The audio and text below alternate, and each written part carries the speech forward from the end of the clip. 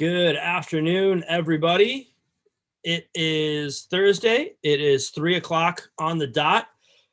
Agave sessions continuing. Joining you, you guys might notice a little bit of a different background this week. Joining you from Richmond, Virginia, rather than my normal home studio of northern New Jersey. But taking it back to New York, which is where this afternoon's guest is joining us from. Justin and I have traveled in different circles for a while, very adjacent circles in the Agave Spirits realm, in the bar and restaurant distributor realm. And I think we're two very like-minded individuals, really kind of seem to get enthused by the same things, and really passionate about the same parts of the agave spirits world, Mexican spirits, craft spirits world, as much as you want to use the term craft. But really just have a really healthy respect for really well-made things by really incredible people. We haven't hung out a lot, so that's one of the reasons I'm really looking forward to this afternoon, is to get to know Justin a little bit more, and really just talk about some of the really exciting projects that he gets to work with, that we both know producers of, etc. So I think this will be a really engrossing episode for people who might not know a ton about kind of the liquor distribution world and kind of what it takes to really put together a really incredible portfolio and how that works. And just my experience with really incredible distributor partners around the country, I have a really, really strong admiration for how passionate these people need to be to work with accounts and work with producers and kind of be the gap in the middle. It's very difficult to find really, really quality people in that particular role. And I think this guy does a really incredible job. So this afternoon, I'm very lucky to be joined by Justin Lane Briggs of Skurnik Wines and the Cabinet Bar in New York City, which we'll talk about this afternoon. Justin, how's it going, bud? Yo, you guys hear me? I'm turned on now? We got you 100%. Great. Hey, how's it going, everybody? For those of you watching at home, I will put it out there. Justin and I were wearing the exact same shirt earlier today, so I did have to go do a quick wardrobe change. I didn't want it to be too distracting for people, but with the timeless buffalo plaid shirt, much respect for the wardrobe choice today, my friend. Oh, thank you. I mean, I'm disappointed. I thought we had an agreement here, you know? So where are you joining us? Are you joining us from New York today? No, I'm actually in Vermont at the ancestral home. You know, this is the house I grew up in rural Vermont, in the northeastern corner of the state. My mom is still here, and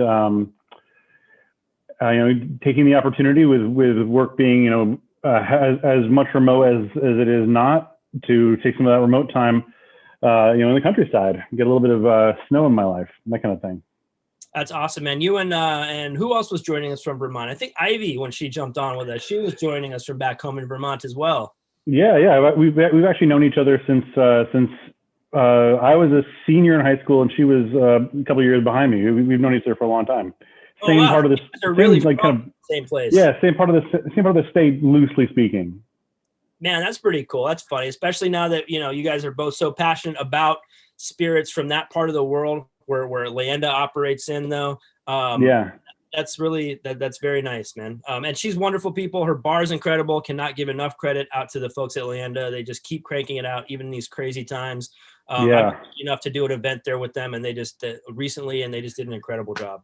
Yeah, they've done an amazing job of kind of rebounding into the weirdness that we're all looking at right now with pandemic reality. You know, they've done a better job, I feel like, than an awful lot of folks. You know, which isn't to denigrate those other folks. It's not an easy thing. I don't know how I would handle it right now, which I'm sure we'll talk about. I don't know how well I'm handling it in certain ways. I've been really impressed with how graceful their ability to kind of like to negotiate this has been at Leanda. It's been impressive.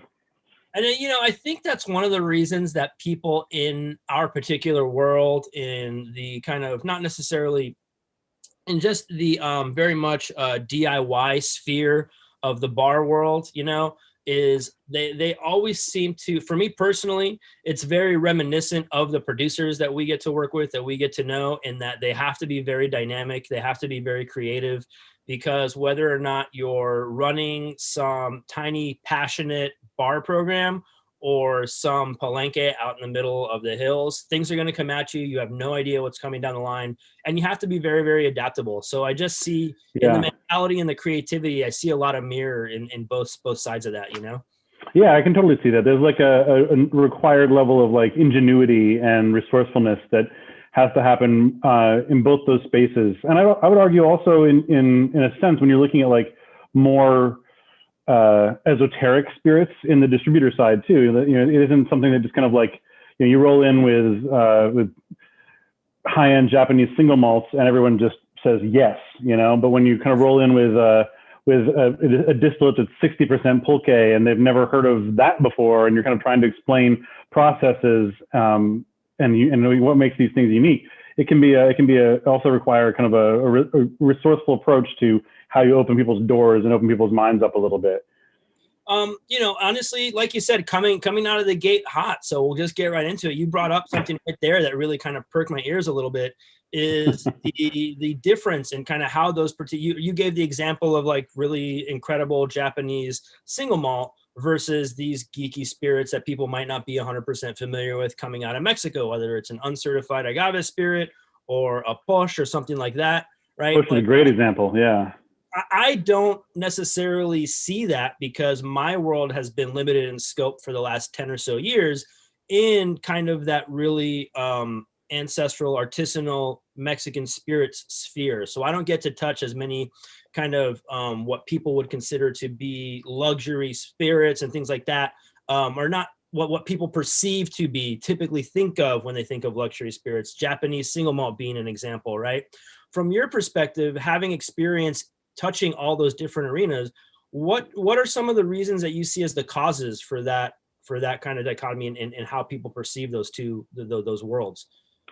Ooh, that's a interesting and complicated question. I guess it depends on which luxury category we're talking about. I mean, all these are luxury goods to some degree, right? I mean, like, you know, when I'm looking at well, not all of them, but the vast majority. When I'm looking at a lot of mezcales, even though they're not perceived necessarily in the same space as something like that example that high-end allocated Japanese whiskey. Yeah.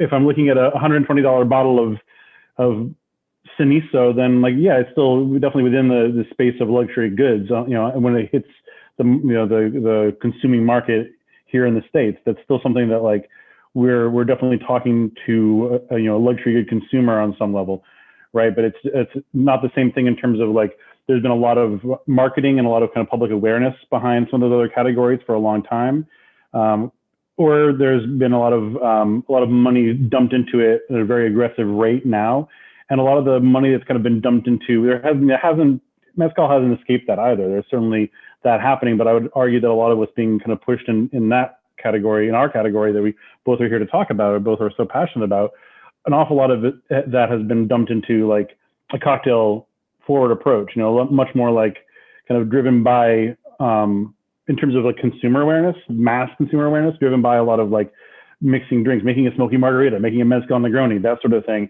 And there's still a much different hurdle trying to take people from that to something that I think functions a little bit more the portfolio that I work with, first and foremost, is a wine portfolio. We're a wine house since 1987. We work with grower champagne. We work with Premier Cru Burgundy, things like that. I think that in some ways, the kind of mezcal we're talking about, when you talk about some of those more rare expressions, are in the position of being more close to those Premier Cru grower wines than they are what we think of normally in terms of normal spirits marketing, normal kind of spirits consumer awareness. And they also have sometimes that same kind of learning curve too. There's the same kind of intimidation factor to some consumers. I think people can wrap their head around whiskey pretty easily, and it's very easy to kind of say, I know what whiskey does, but it can be a real learning curve again to look at the examples you just gave. Anything distilled pulque, anything like poche, anything like that. These are spirit categories that people don't have a frame of reference for the same way. They haven't been given one for the last 20, 30, 100 years in this country. And I think part of it too, is still that lingering mentality of anything from south of the US-Mexican border should have a pretty strict price ceiling on it, right? Yeah. Is that kind of mentality what doesn't seem to apply as much when we're talking about things that are coming from other parts of the world, you know? Totally. Things from Mexico, things from Central America, things from South America, they should be cheap, right? Because they've always been cheap and they've always been undervalued. Yeah. That still seems to be prevalent, not just in, I think, not just in new consumers in the mezcal space, but even when I'm in some of these message boards, I still see a lot of people asking for like, oh, the things are getting so expensive. It's such a bummer. You know, what good mezcal can I get for $50 or $60? Which isn't to denigrate people who only have a certain budget. Like I Right. don't spend a lot of my own money. Like I wouldn't drink nearly as many agave spirits if I didn't work in that world because it can be cost prohibitive. But just Yeah. because it's cost prohibitive doesn't mean that they're being overpriced at the same time, right? I mean, granted, in some models, absolutely, since we're talking about distribution chain, obviously at some point, people are taking a little bit more of a margin than maybe they've earned or that makes sense necessarily. But a lot of times it's just because that, you know, there are some brands that at the front line are paying a fair price for that particular agave spirit. So that's going to increase the price all along the chain, right? So people think that's one of the things too, is that people just aren't used to those kind of products actually being fairly priced. And I don't know if you've seen that or had to explain that to consumers or buyers sometimes who you know, may not be in New York City, but might be in smaller towns in the state of New York, et cetera. But just kind of changing people's perception of what is actually fair pricing when it comes to these spirits. It's so true. I mean, I think you're right that like perceived value and like that question of like products from below the border of Texas, having one perceived value in kind of historically in the U.S. And I think that also works in both ways. There's also, you know, the example of Japanese whiskey comes back around too. There's a racism involved in, not to put too fine a point on it. There's a racism involved in the assumption that, you know, spirits from Mexico should be less expensive. And there's a racism involved in the assumption that like, just because it was distilled in Japan, it's clearly of very high quality and very exacting and all these sorts of things as well, which can kind of work in another direction too. So I think also your point about the supply chain is a really, really, really good one and can't be drilled down on enough. I remember early on when I was getting into the supply side of Mezcal, I was talking with Asís Cortez in Oaxaca from El Jogordio Nuestra Soledad Agave de Cortez at the time.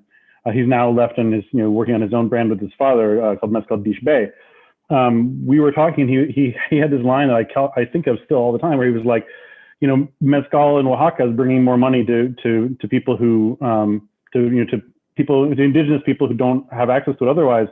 He said it, actually how he said it was something more like, there are a lot of people, a lot of indigenous, there's a lot of Zapotec people who are about to get paid because of Mezcal, but there's a lot more white people who are going to get paid a lot more between us and the person paying the money. You know, there's a lot of people in the middle who are all making even more money than the people at the very end of the actual supply. You know, I did a terrible job paraphrasing that just now, but well, but you see my point. It's hard to do a good job of paraphrasing him. You know what I mean? But yeah, I mean, I think the point is not lost clearly, and you're sort of saying the same thing. There's like there's a lot of examples where there are stages of the process of getting mezcal from the distiller to the person who's drinking it, where there are a lot of hands in the pool, and there can sometimes be an awful lot of extra hands in there too, or hands that are taking a pretty big chunk out. But you know. Not to say that I'm not one of those hands, you know, that's the thing. Like I'm also part of that process. I'm just trying to do it as ethically as I can. Yeah, same here. I mean, you know, Mezcal Vago would probably be a little bit cheaper if I were not part of the equation. So yeah, same. I have to own my own part of that. But at the I same could be doing this more altruistically. I could just be doing this like, you know, just volunteering. But you know, I'm trying to make a living. Have you seen people, I'm assuming, and, you know, and I would just like to hear kind of your reflection, and I think on kind of how the market around New York has evolved. You know, are you seeing people with the expectation that there's going to be a certain floor for the pricing of what you guys have? I would imagine more so in your portfolio, because the Skurnik Spirits portfolio seems to fit a particular niche that would encompass brands like Tospa, for example, people who we see as our peers here at Vago, the back bar stuff from Holgorio and stuff like that. So do you think that has kind of helped people change that perception a little bit of shaping your portfolio in a certain way? Yeah, I think there's a large degree to which, expectations are framed by how the spirits are framed. Totally. That's certainly part of our job as the distributor of it, is to kind of help people understand where this, again, I think that comes back to we're uniquely suited to do that because of our history with grower champagne and grower wine and things like that. We already have like, the positioning to kind of say, yeah, our things are not the thing we try to beat the price down and try to aim for the bottom. We'd love to be as competitive as possible, but also we want to make sure that these things are being done in a way that is reflective of the labor and the craft and the taxation and all the things that go again between point A and point B in terms of getting it to people, or between the labor, the raw material, and getting it to people to drink.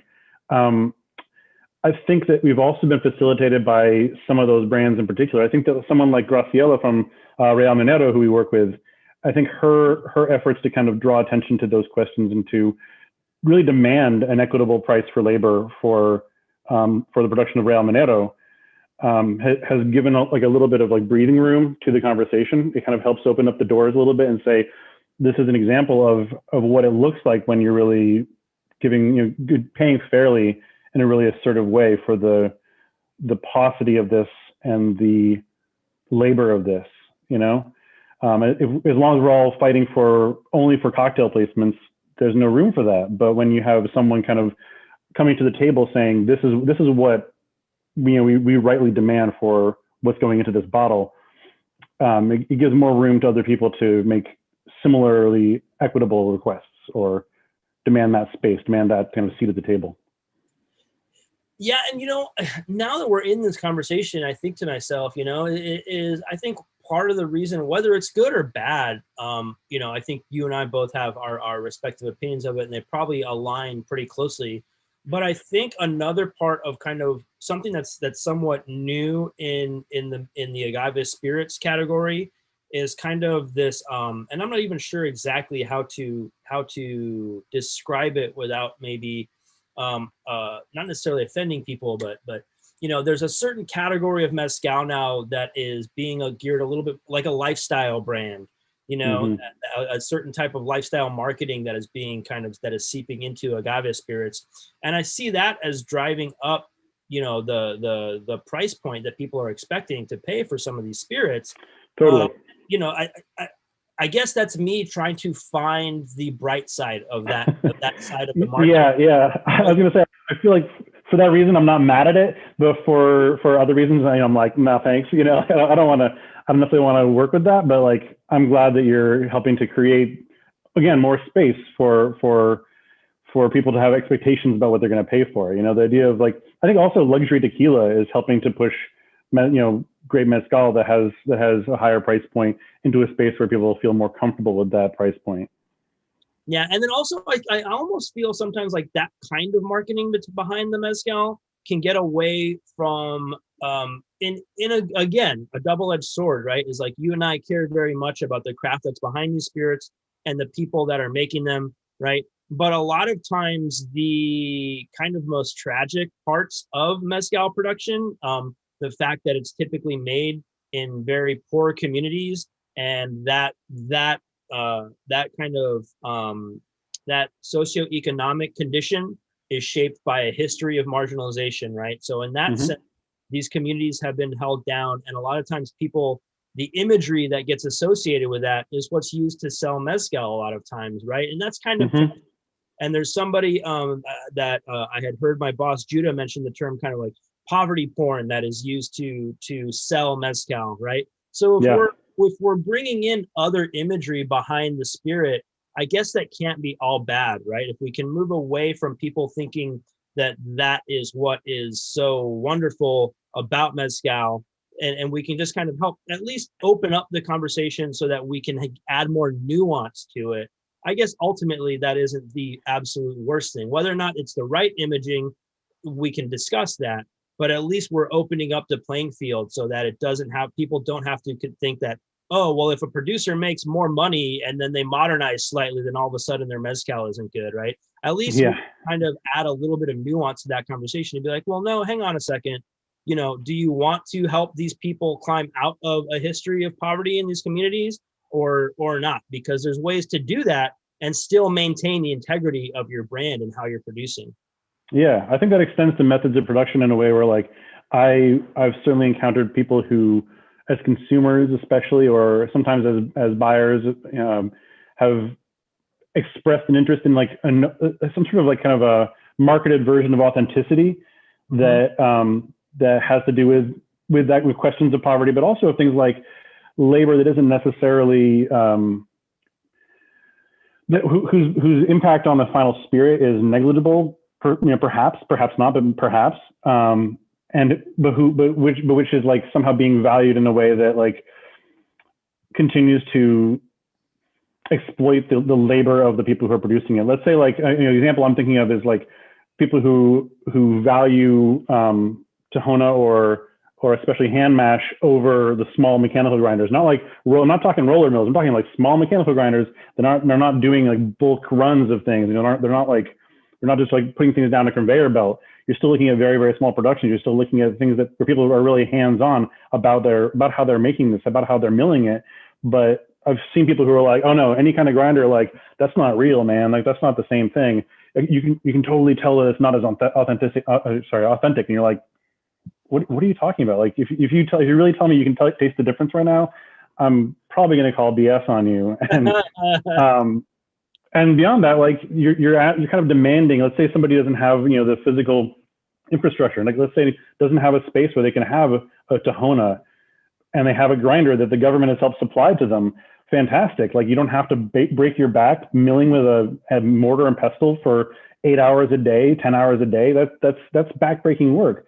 You're sort of saying that like if you're demanding them not use that grinder, you're sort of saying like my aesthetic choice about how I would like to believe this was produced is more important than like your body, which is crazy. So yeah. Anyway.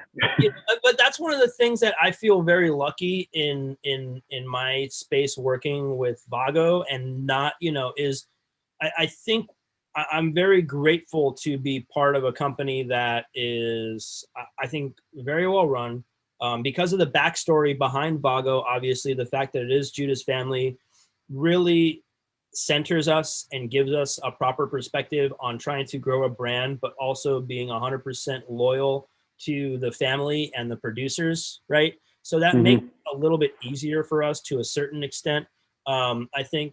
But there are obviously that there are other ways to do that. But I think it has helped give us a very good perspective on trying to grow the brand but also maintain the integrity of the brand.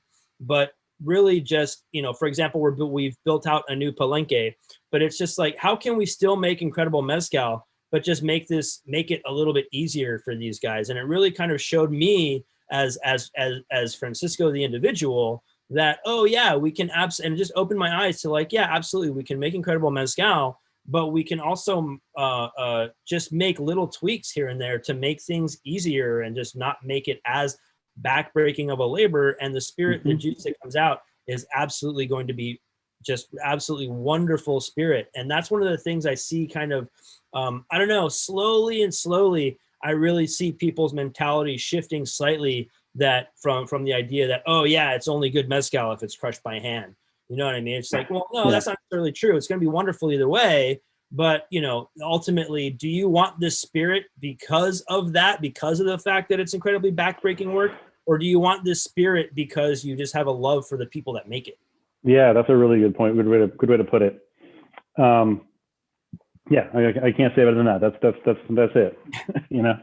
So you've been working with Skurnik as the spirit specialist, right? So working to help craft, kind of create that portfolio. How did you get into working with Skurnik in the first place? I also saw that you, when I was doing some Facebook sleuthing, that you had been tied into Imbue Vermouth at one point with my friend Neil out in Oregon. Love him. He's a wonderful, wonderful guy. I just wanted to get an opportunity to figure out how to wedge that in there to say hi to Neil. But yeah, man, how did you kind of first become, come to work with Skurnik?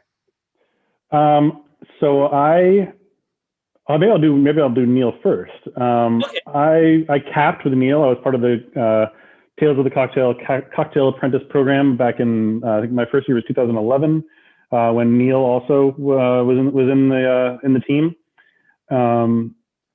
It seems like even longer than 9 years ago now, but it was, or I guess 10 years ago this year. But it was a while ago. He and I became friends there, and when he was looking for somebody to help represent and launch the brand in New York, he reached out to me, and I was bartending then. I was helming a couple of programs, and also bartending at a couple of other spots that were more, the programs I was working on were restaurant driven, and I was also doing some cocktail bars, which were not so food driven, but were pretty joyful, fun to work in. I was working at Fatty Q for quite a while with not quite a while, for a short time. I just lied. For a short time with Adam Schumann, who subsequently was tapped by Michael Skurnik to create a spirits portfolio. Skurnik had like some eau de vie from Austria, by Hans Reisebauer, and they had a small amount, like a small tranche of like really specific grower cognac and Armagnac and Calvados, like really beautiful stuff. Small farmer productions, things that I think actually like kind of really, in a lot of ways, hold hands philosophically for me with Mezcal. That's how I got into Mezcal, man. Was unaged fruit brandy, like 100%. Like that was the spirit I had that really showed me a sense of place. And it was some Reisebauer stuff among them when I was living in Austin, and that's really how I made the transition to agave spirits. I mean, it follows. It's such an amazing eau de vie example in its way, And I think also I was struck years later visiting some of the Calvados producers and seeing the way they mill the apples for their apple brandy is a Tahona basically. I was like, I've seen this before, but so. They had this tiny little portfolio of spirits that were part, kind of under the umbrella of their wine company, and they knew that they were, that they needed to get into the spirits game. This was kind of, still growing that kind of craft spirits movement. It wasn't quite to the boom it's at now. It was definitely booming, but not nearly like it is at this point.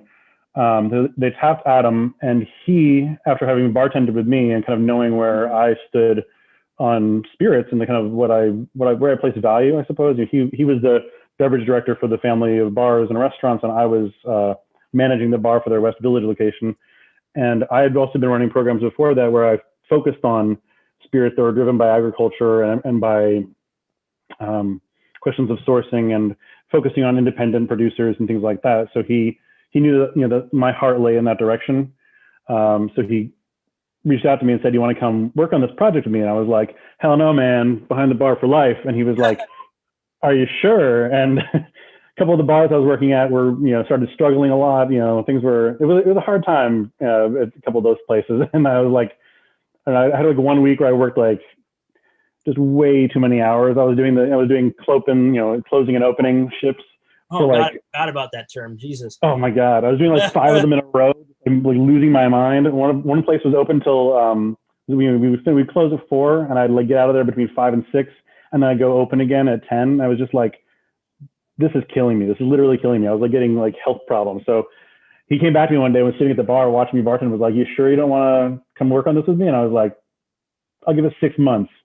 And that was, 8 years ago almost. So it worked out. I think most of all, it occurred to me that it's just a bigger platform, a bigger space to talk about the things that you're passionate about. I used to think that like being behind the bar was a space where I could really, share that love, and I still can, but I can do that now directly with people as I could as a bartender, and also with bartenders who are all going to also, ideally, if they agree with me, be sharing that same perspective too. We can kind of spread our, our wings a little bit more together than just alone. So. Yeah. I mean, that was, the fact that,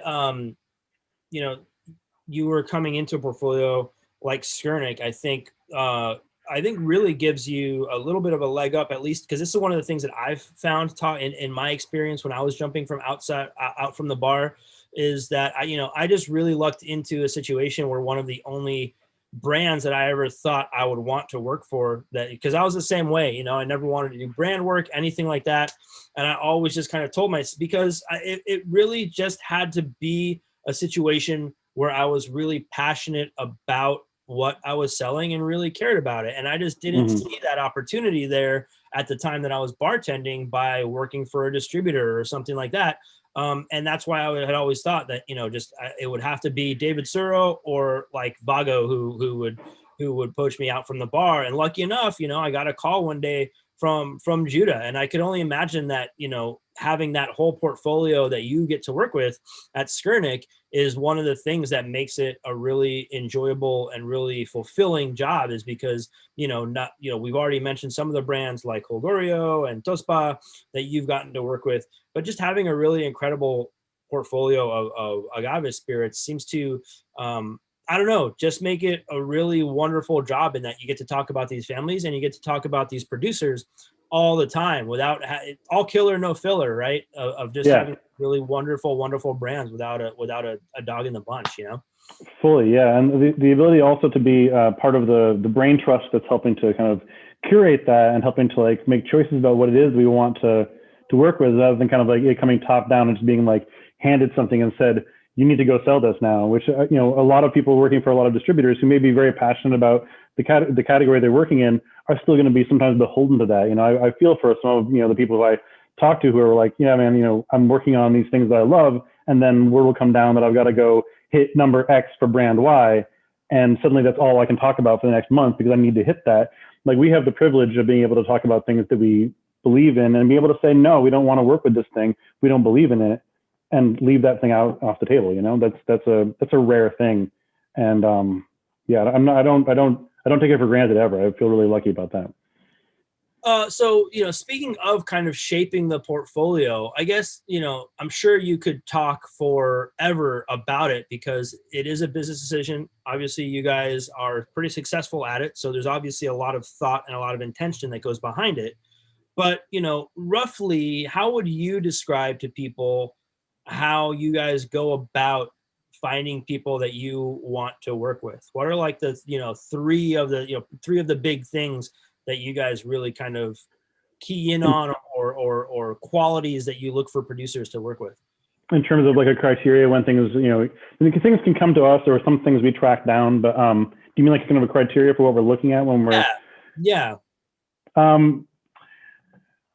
Well, let's see. To my mind, questions of environmental, I mean, one way to say it is environmental justice, kind of questions of like being aware about those things. You know, we have a tendency, or not a tendency, we have a policy in both our wine and our spirit world of leaning heavily on questions of sustainability. You know, it's important that we're not doing that irresponsibly.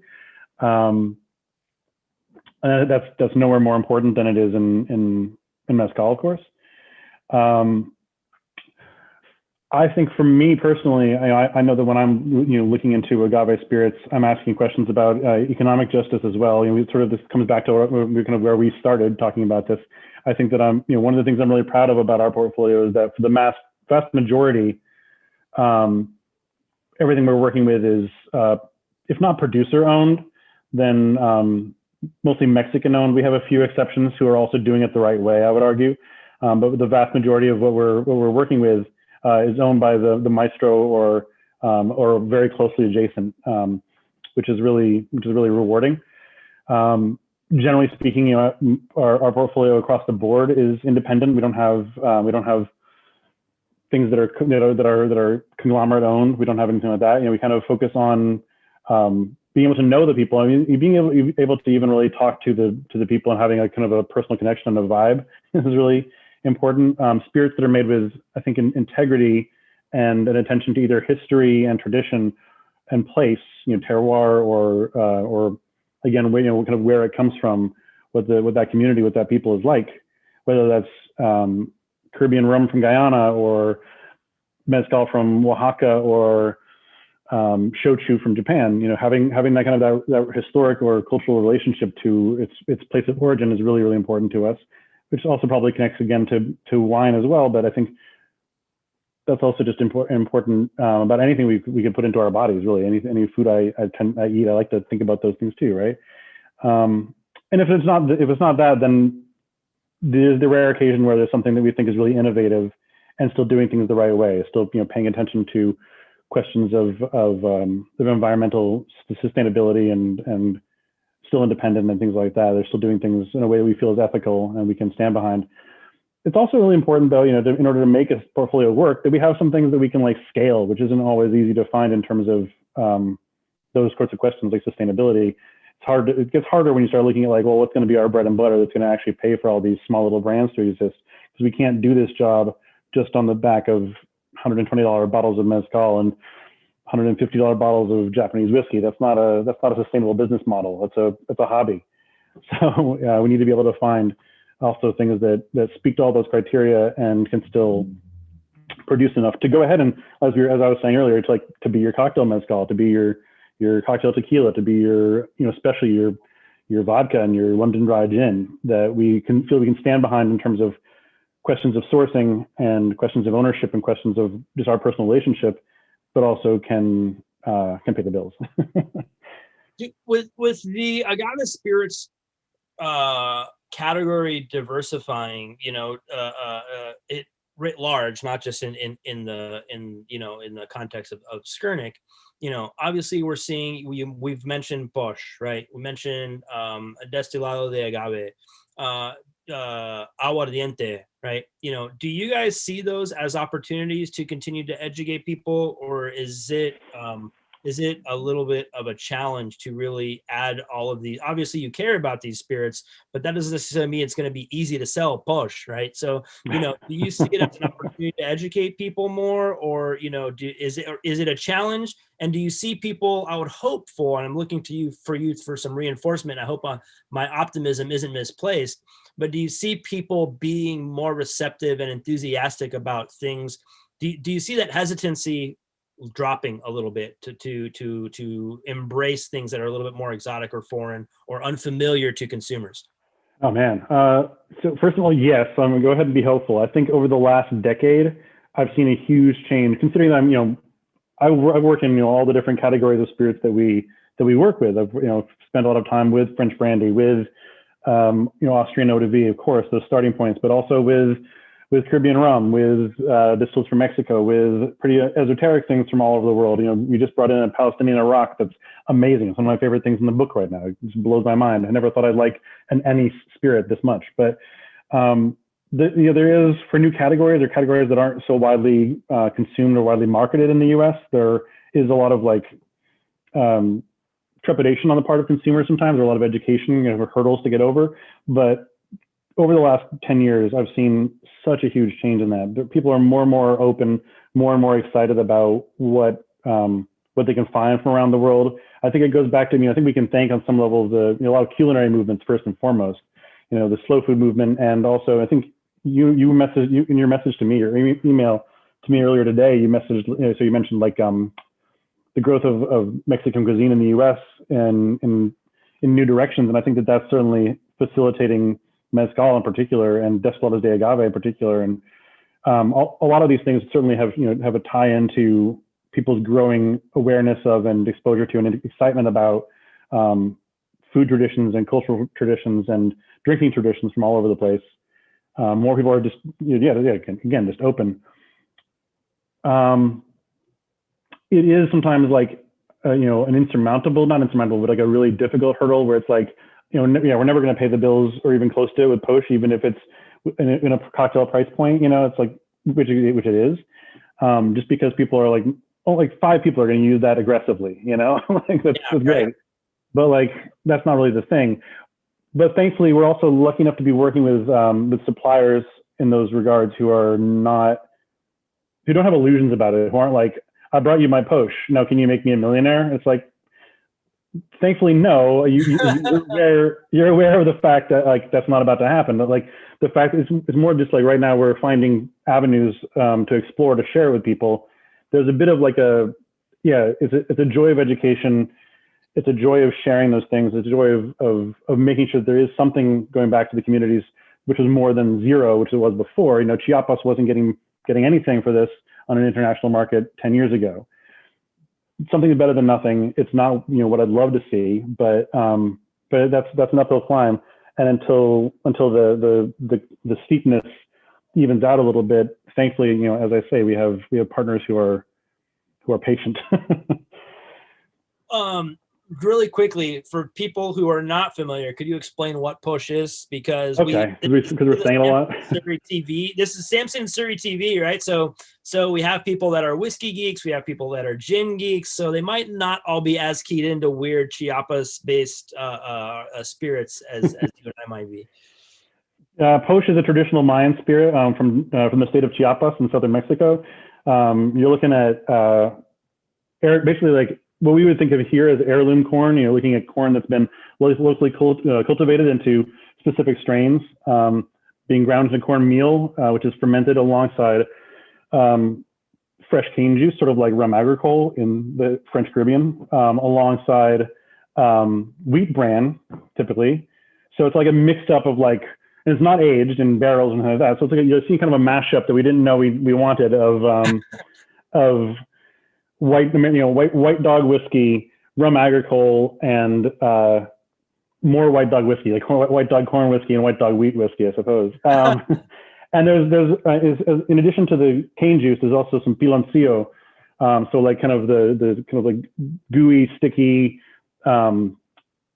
stage in curing sugar cane juice into a more granulated sugar. There's like this kind of like bricks of like sticky, thick. It's like halfway to molasses. Yeah, it is basically the rawest form of sugar, because it's just cured sugar. It's just boiled down until it crystallizes and then packed into molds. Yeah, and it's so delicious. I mean, it's the greatest thing to put in your coffee or in your beans of all time. But it also, does really well in fermentation distillation. Chris says he loves Posh. I love Posh. I'm super into this stuff. It's like, it's neon. It's electric, man. It's really high tone, really floral. It just jumps all over the place and sings. It's not quite like anything else you'll taste. And when you first encounter it, you're sort of like, do I need to? And then you have some and you're like, all right, that's kind of like lighting something I didn't know I had on fire, but it's pretty fun. I love the fact that you use the term electric. I think that is the perfect descriptor for what Posh is. I mean, I have experience working with aguardiente, with pure cane juice spirit from Oaxaca, right? That is really funky. And that is hard for people to wrap their heads around. And then it's just like, wait till you try the Posh, man. Cause it's like, it's the 7-Eleven suicide cup of all the funky unaged spirits that put together. Yeah. That's true. It's wonderful, man. It's absolutely wonderful. Another thing that that shares with that Posh shares with like Oaxacan like aguardiente, like sugarcane distillates like that. Besides the fact that both of them are probably using piloncillo, is longer fermentation too. So you get all this added funk as well from like the fact that you're not just doing like 2 days of fermentation. You're doing like 14. You're seeing some real character developing in that process. Which is Chiapas, I have to go there. That's like one of my all-time favorite. That's like one of my list rather for travel destinations. And I have my buddy Doug, who I've had on the show before from Tucson. He works in the coffee space, and he told me he's taking a trip down there at some point this coming year. So I'm really envious. Nice. Chiapas just seems like an unreal place. Yeah, amazing chocolate also. Yeah, chocolate, coffee, spirits. It's really, really incredible, man. So we're talking about this diversity of a spirits portfolio, and that really, for me, it begs the question of how you have found your own personal success, or maybe also, if you don't mind, just sharing a little bit of kind of how Skurnik as a distributor approaches finding space for all these really incredible spirits, right? Because like I was listening to the Hey Hey Agave podcast, the episode of Hey Hey that you did, and that was right before you brought on La Medida, right? And there's just I'll pour myself a Mezcalito while we're going, by the way.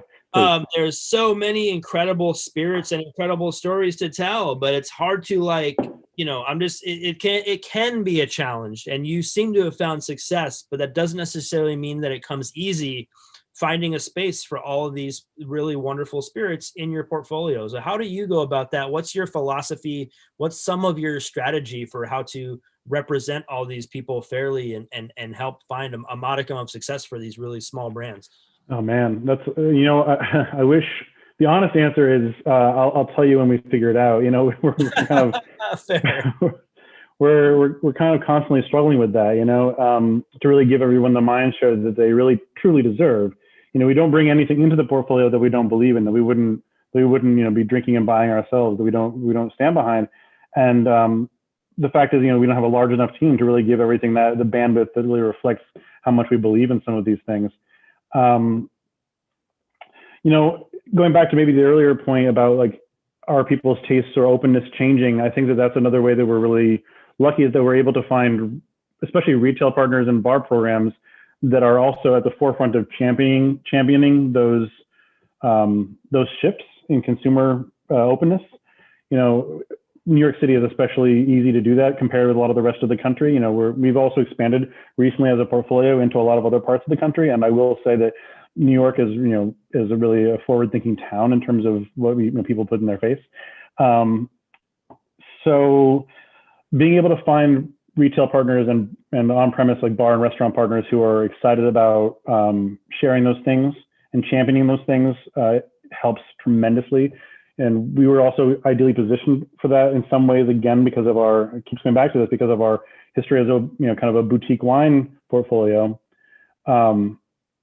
That being said, there are certainly things that fall through the cracks, and we have to kind of like we're starting to develop systems to kind of keep coming back and re-identifying like who needs attention, who's there's only so many hours in the day, who have we not given enough love to this week, this month, this year, who's really kind of, we brought somebody in because we believe in them. Who do we need to really give some extra weight to? At a certain point, some things start to thankfully start to have their own momentum, and you can kind of throttle a little bit, but you need to keep on, until then, you need to be able to keep on kind of diversifying your attention. You can't give it all to just your moneymaker, because otherwise you're not talking about the things that make you really intellectually stimulating necessarily the same way. Maybe you are, but maybe you aren't. Maybe you're talking about the same topic all the time. It's you need to be able to keep on expanding the conversation, then bringing it back to what pays the bills, and then letting that thing kind of spread out, letting either the kind of boutique qualities inform those other kind of baseline standards, or letting the quality of those standards inform people's ability to kind of trust you with some of those boutique weirdnesses. But it's a really difficult balance that I don't think we've mastered. We've just been lucky a lot. Do you find yourself surprised at how easy it is? Has it been easy, or has it been a bigger challenge than you thought to find people to bring on who to work with your team that are passionate about selling these geeky spirits? Because for me personally, in my experience with working with distributor partners, it's daunting for a lot of these sales representatives to wrap their head around all this knowledge, and that's one of the reasons I really admire really, really successful spirits distributors, regardless of size, is the ability to get people talking about these spirits, knowledgeable, speaking accurately about these spirits, and also speaking passionately about them at the same time. And I just can't imagine how much of a challenge it is to instill that same passion in your team. Dude, I feel like that's a secretly really flattering question. Yeah, it is. I will admit that that's also been one of the big challenges. I think that we probably would have grown our footprint a little bit bigger if we could all agree on a few more people. It's not easy to kind of to find people who share that passion and that attention to detail and that I guess just love of kind of, there's an element of evangelizing in it, and kind of finding people who are down to get on that train and who are jazzed about trying specifically to spread the word about this weird distillate from Chiapas. We keep coming back to Posh. It's the greatest example. I didn't mean for this to be the Posh episode, but that's how. Yeah, it's when you find people who are jazzed about that with you, it's really special. And a few of them also want to make the lifestyle transition to not partying until 5 a.m. every day, and a few of them also Well, even fewer of those people also are interested in like looking at nuts and bolts and numbers and having an attention to detail about production methods and all the different things. Yeah, it's not. That's definitely one of the weird challenges that I don't think I would have expected. There's a lot of people who are excited about it, but not a lot of them who necessarily want to do it. And of those people, there's probably less of them that are going to. And again, I think that's part of where being in New York helps. I feel like you run into people who are passionate about that kind of stuff a lot more in a city like New York versus some other parts of the country. And just, I mean, there's just so much exposure to all this stuff in New York that I think it provides a little bit of a running start, so to speak. I'm going to mostly agree with you on that. I feel like there's one thing.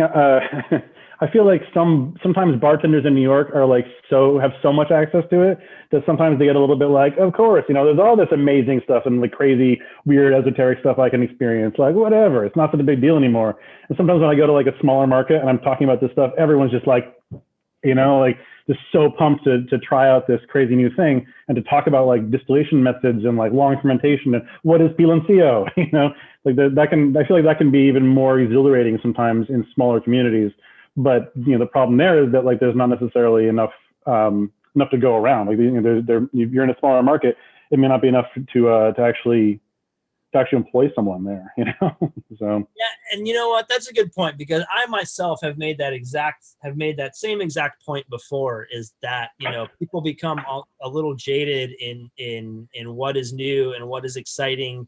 And it's just like hard to get them excited about an espadín or something like that because it's nothing new. You know, seen it before, and I think they lose a little bit of a sense of what is at the heart of that particular spirit or that particular expression, and what the actual flavor profile, which is one of the things that makes it so good. But that gets lost because the production method might be something that they've seen before, or it might be from a region that they've already visited or that they've already had other spirits from, but then also lose sight of the fact that that particular palenque is going to have a different flavor profile for a variety of reasons than one down the street. Oh, totally. I mean, tell me about it. We're working with a producer we just brought in, who I have next to me, Macorichos. We were incredible from Santiago Matatlan, like, you know, so from right in the heart, right? And I can't tell you how many people I've like first brought it up to who are like, oh, Matatlan, cool, man, I got it, you know? And it's like, no, you don't necessarily. You know, there is so much potential for this to be so unique still, you know, we can't lose sight of that. But it is very easy to start to like be, as you say, be jaded about that and kind of like figure that we have our heads wrapped around what espadín can do, which I'm not sure we ever really will fully have our heads wrapped around that. Yeah, exactly. Right. Because it is somewhat, it is slightly neutral in and of itself, you know, and I think that gives it an opportunity to be so expressive through the inputs, you know, rather than the raw material itself, whether that input be a particular yeast strain or a particular production method or a particular water source or something like that. That for me, that's people. And I tend to like richer, sweeter, fuller bodied, more rounded mezcal. So I tend to like espadín for that particular reason, particularly ones that tend to have a little bit of a higher starch content. And that's why for me, there's some of the most expressive and some of the best values that are out there in the entire pantheon of agave spirits. Could not agree more. One of the things that we're getting kind of down to it really quickly, but I wanted to ask a little bit about your work at Cabinet, because I know that you guys do a lot of love for agave spirits, and I've seen you behind the bar there a couple times. And I just kind of wanted to check in and see what you guys have been up to. I know you guys are doing to-go window, right? Right now in the meantime, but I just kind of wanted to ask you, you know, kind of what Cabinet is and what your guys' ethos is behind the spirits that you guys are putting on the back bar there. Thanks for bringing that up. Yeah, I'm not really behind the bar there, like in service. You know, I just really kind of am. See you educating people from time to time. Yeah, I do that there. That's absolutely true. And I'm kind of like, you know, I'm again kind of I guess in a behind the curtain kind of role. So the Cabinet is the baby of Greg Bohm from Cocktail Kingdom, you know, founder of Cocktail Kingdom, and his business partner Jeanette, who's also does design for all of Cocktail Kingdom's work. like every, all those graphics. She kind of like is the umbrella above all of that. Any design sense you see from their entire family. And then myself, I've known Greg for a really long time, and I had been kind of like geeking out with him about Agave more and more. He wanted he and Jeanette wanted to create something a bar that would be kind of like a little more casual than some of the rest of their spaces, but was devoted to the two categories that they drink out of their respective liquor cabinet the most rapidly, hence the name. So that really was Agave and Rye. So when it first started, the idea was to be an Agave and Rye bar. So I helped curate a list of Agave distillates, and then kind of like the longer that developed, the more it was like, you know what, the Rye is really not the point. It's all about the Agave, and it's all about like kind of making this an educational hub and home. So we were doing like monthly, sometimes bi-weekly educational sessions, talking about and tasting Mezcal or Agave distillates, digging into production, digging into regions, digging into terroir, digging into, we did a session on wood types and water types. We kind of like, we're trying to explore things a little bit more, and really aiming them most of all at our friends in the industry, kind of letting them be an open door that way.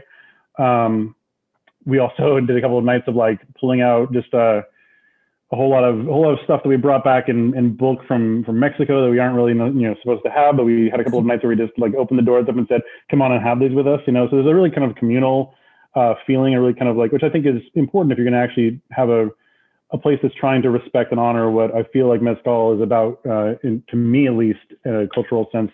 One of the things that I feel is so critical is that moment of sharing, kind of like having community, getting together and kind of having a holgorio, having a celebration, having a gathering. And so we try to keep that a big part of what we do there. And a big push on like meat pours and diversity of offerings.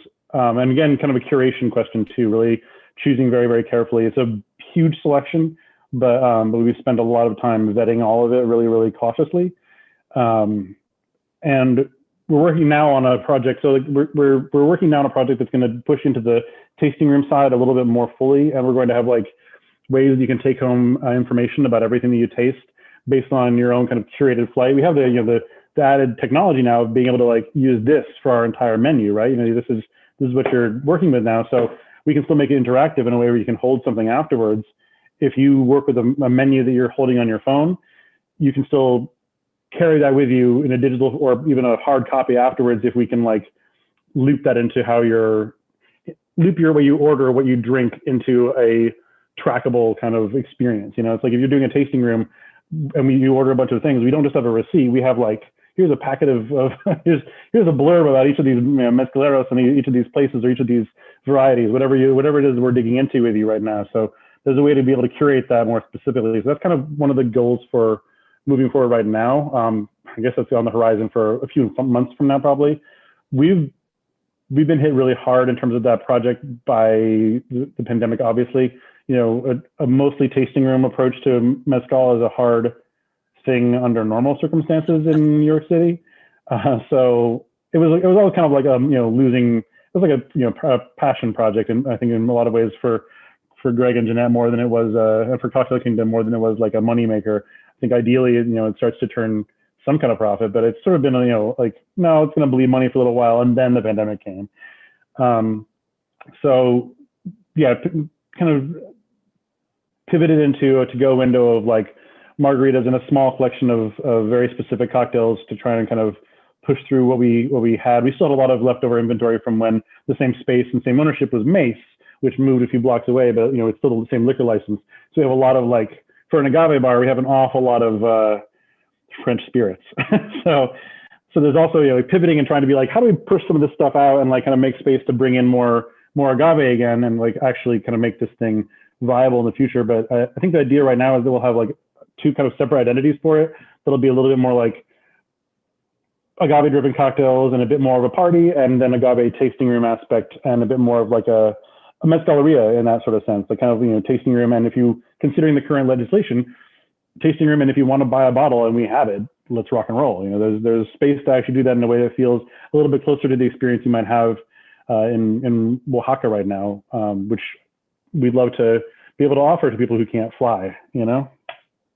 And that sounds like honestly, I mean, obviously born out of necessity and born out of difficult circumstance. But that kind of feel and that kind of vibe is something that I absolutely miss and something that I absolutely look forward to seeing again. And it seems like it's going to be most likely pretty temporary. So, I encourage people to, when that gets up and running, to take advantage of that, because it's so wonderful to just be able to support your favorite shops, or not favorite shops, but favorite bars by, sharing in their own collection of what they decide to, what is special to them and what they really decide to pour and are really passionate about, and being able to take that home with you, which is one of the biggest aspects, or one of the biggest experiences that I think is lacking from traditional kind of bar experiences, is what do you get to take home with you after that, beyond just a memory, which is wonderful in and of itself. And we're fortunate to have that, but it's so much fun when you get to take that bottle and then share that memory that you had with somebody new who is a friend of yours visiting for dinner or what have you.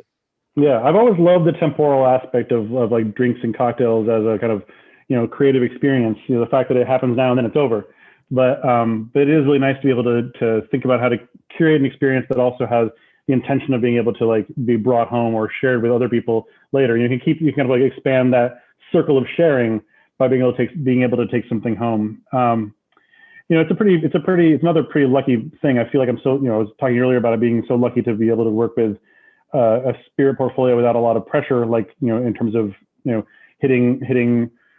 hitting numbers for massive brands that we need to like do right by this month, because the only thing that matters is this one vodka right now, this one blueberry vodka, do it, being lucky that way.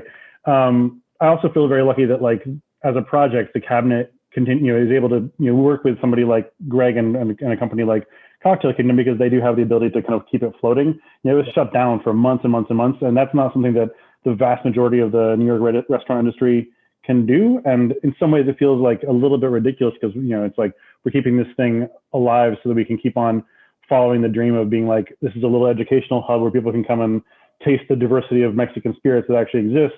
That's what we want to do. That's what we want to offer. That's not a viable business model right now by any means, but the fact that we have the ability to do that is wonderful, and also like very much a privilege. So just acknowledging that. Well, Justin, thank you so much for your time this afternoon, man. We are right up against it. We ran over, which I have a tendency to do sometimes when we have wonderful people joining us. This week was no exception. So thanks a lot, man. I really appreciate your time this afternoon. Thank you. I wish we had another half hour. I'll keep going, man. This is great. Thank you so much. Absolutely, man. Well, we'll have to meet up for a drink sometime when we can, when I'm back home in Jersey, and hopefully we'll be seeing you sooner rather than later, man. I know we will. Cheers. Thank you. But adios.